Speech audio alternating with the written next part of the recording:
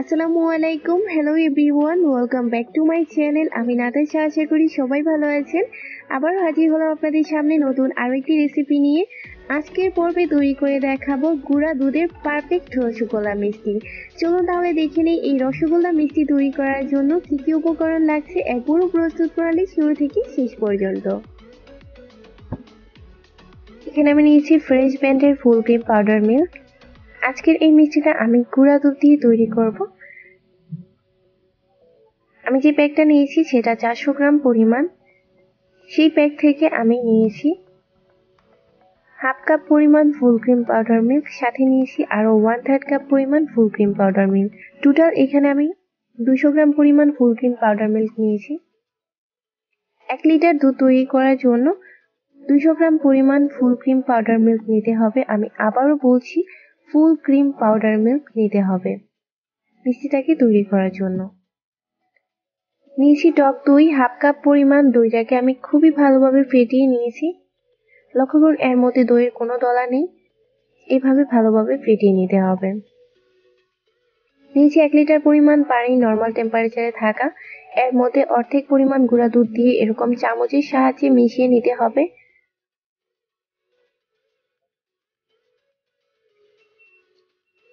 খুবই ভালোভাবে মিশিয়ে নিতে হবে যাতে এর মধ্যে দুধের কোনো দলা না থাকে। খুবই ভালোভাবে পানির সাথে দুধটা মিশে যায়। মিশানো হয়ে গেলে অবশিষ্ট যে দুধটা থাকবে সেটাকেও এভাবে দিয়ে তারপর চালিয়ে নিতে হবে। মিশানো হয়ে গেলে আমি হাঁড়িটাকে চুলার মধ্যে বসিয়ে দিব আর হাই হিটে এই দুধটাকে রান্না করতে হবে যতক্ষণ পর্যন্ত না এই দুধের মধ্যে বলক আসে, এর আগ পর্যন্ত। আমি আবারও বলছি, খুবই ভালোভাবে মিশিয়ে নিতে হবে। লক্ষ্য করুন আমি চুলার মধ্যে হাঁড়িটাকে বসিয়ে দিয়েছি, অপেক্ষা করব বলক আসার আগ পর্যন্ত। বলক এসে গেছে, চুলাটাকে আমি অফ করে দিয়েছি।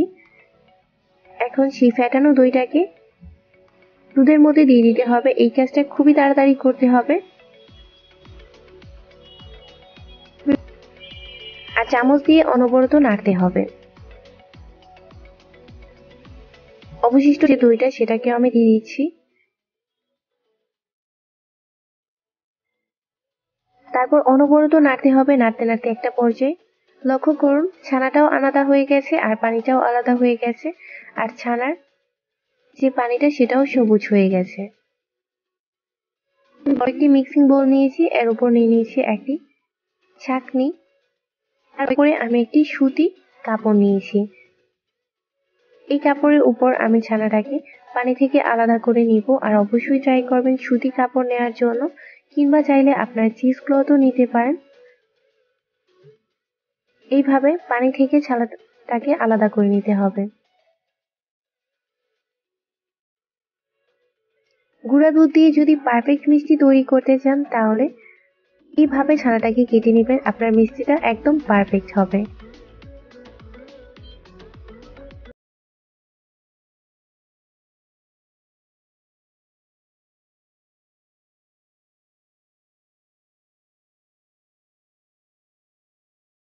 এই ছানাটা কতটা পারফেক্ট হয়েছে, এই ছানাটা কিন্তু এইভাবে টক দই দিয়ে কেটে নিলে ছানার পরিমাণটাও অনেক বেশি হয়, ছানাটাও অনেক সফট হয়। এর উপরে আমি কিছু ঠান্ডা পানি দিয়ে দিয়েছি। তারপর 1-1.5 মিনিট এভাবে চামচ দিয়ে নেড়ে চেড়ে সবকিছু একত্রে মিশিয়ে নিব। মিশানো হয়ে গেলে আমি ছানাটাকে এইভাবে মুড়িয়ে নিব কাপড়ের মধ্যে, আর হাত দিয়ে স্প্রে করে করে অবশিষ্ট যে পানিটা থাকবে সেটাকে ছড়িয়ে নিতে হবে। খুবই ভালোভাবে পানিটাকে ঝরিয়ে নিতে হবে। ঝরানো হয়ে গেলে আমি এই ছানাটাকে একটা সাইডে ঝরিয়ে রাখবো যাতে অবশিষ্ট কোনো পানি থাকলে সেটা আস্তে আস্তে ঝরে পড়ে যায়। অপেক্ষা করব 2 ঘন্টা। ফিরে আসছি 2 ঘন্টা পর। ফিরে এলাম 2 ঘন্টা পর। লক্ষ্য করুন এই 2 ঘন্টায় ছানার যে অবশিষ্ট পানিটা ছিল সেটা ঝরে ছানাটা একদম পারফেক্ট ভাবে রেডি। এখন এই ছানাটাকে হাত দিয়ে খুবই ভালোভাবে এইভাবে আস্তে আস্তে মথে নিতে হবে স্মুথ ভাবে, যাতে ছানার কোনো দলা না থাকে। আর এই ছানাটা এমনিতেই অনেক সফট হয়, খুব বেশি মথার প্রয়োজনও হয় না। আপনারা জাস্ট আমার প্রসেসিং এ বাসায় ছানা তৈরি করলেই বুঝতে পারবেন এই ছানাটা কতটা পারফেক্ট হয়। 4-5 মিনিট আমি এটাকে এইভাবে হাত দিয়ে মথে নিব।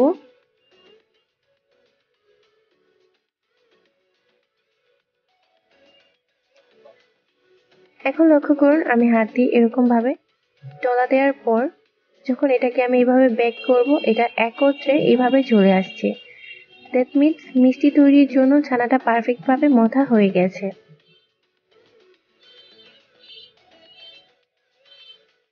এখন এর মধ্যে আমি দিয়ে দিব হাফ টিস্পুন পরিমাণ ময়দা, 1/4 টিস্পুন পরিমাণ বেকিং পাউডার।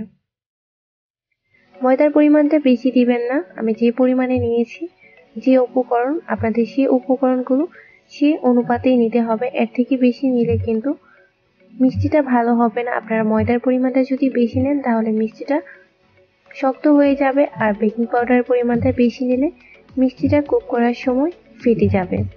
তারপর জাস্ট 1-1.5 মিনিট এইভাবে সবকিছু একত্রে মিশিয়ে নিলেই হয়ে যাবে। 2 মিনিট পর আমি সেই ছানা থেকে এরকম পরিমাণের অংশ নিয়ে একটা মিষ্টি তৈরি করব। যেহেতু আমি রসগোল্লা তৈরি করব এর জন্য আমি মিষ্টিগুলোকে রাউন্ড শেপ করে তৈরি করে নেব। জাস্ট এভাবে একটু মথে 2 হাতের মাঝখানে রেখে মিষ্টিটাকে একদম স্মুথ ভাবে একটা বল তৈরি করতে হবে।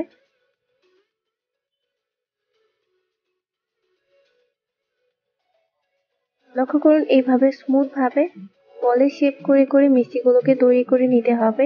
মিষ্টির মধ্যে কোনো ফাটল রাখা যাবে না, ফাটল থাকলে সেই মিষ্টিটা আপনি যখন কুক করবেন তখন মিষ্টিটা ফেটে যাবে। আমি এইভাবে সবগুলো মিষ্টি তৈরি করে নিয়েছি, আমার টোটাল 10টা মিষ্টি হয়েছে।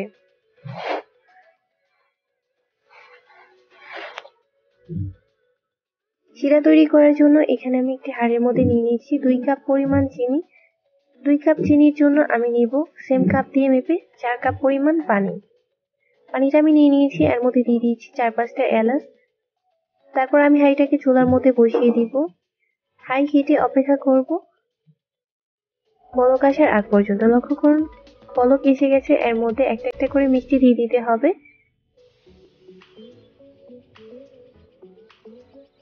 মিষ্টিগুলো দেওয়া হয়ে গেলে আমি ঢাকনাটাকে দিয়ে এই মিষ্টিটাকে হাই হিটে 10 মিনিট রান্না করব। আর ঢাকনার মধ্যে কোনো ছিদ্র থাকলে সেটাকেও বন্ধ করে দিতে হবে টিস্যু কিংবা কাগজের সাহায্যে। এই 10 মিনিটে মিষ্টিটা ফুলে ডাবল হয়ে যাবে। 10 মিনিট পর আমি ঢাকনার যে ছিদ্রটা কাগজ দিয়ে বন্ধ করে দিয়েছিলাম সেটা খুলে দিয়েছি, আর চুলাটাকে আমি মিডিয়াম লো করে দিয়েছি। মিডিয়াম লো হিটে আমি 15 মিনিট রান্না করব। আর হাঁড়ির যে হাতলটা ধুয়ে জাস্ট এইভাবে একটু ঘুরিয়ে দিতে হবে, তাহলে মিষ্টিটা সব সাইড থেকে এভাবে ঘুরে ঘুরে ভালোভাবে কুক হয়ে যাবে। টোটাল 25 মিনিট পর আমি চুলাটাকে অফ করে ঢাকনাটাকে খুলে নিচ্ছি। ওয়াও, লক্ষ্য করুন মিষ্টিগুলো ফুলে একদম ডাবল হয়ে গেছে। এখন মিষ্টিগুলোকে আমি একটু এইভাবে নেড়ে চেড়ে দিচ্ছি। খুবই হালকা হাতে এই কাজটা করতে হবে। আমি এখন মিষ্টিগুলোকে সার্ভ করব না, সারা রাত আমি এই শিরার মধ্যে মিষ্টিগুলো রেখে দিব আর 2-3 বার উল্টিয়ে দিব।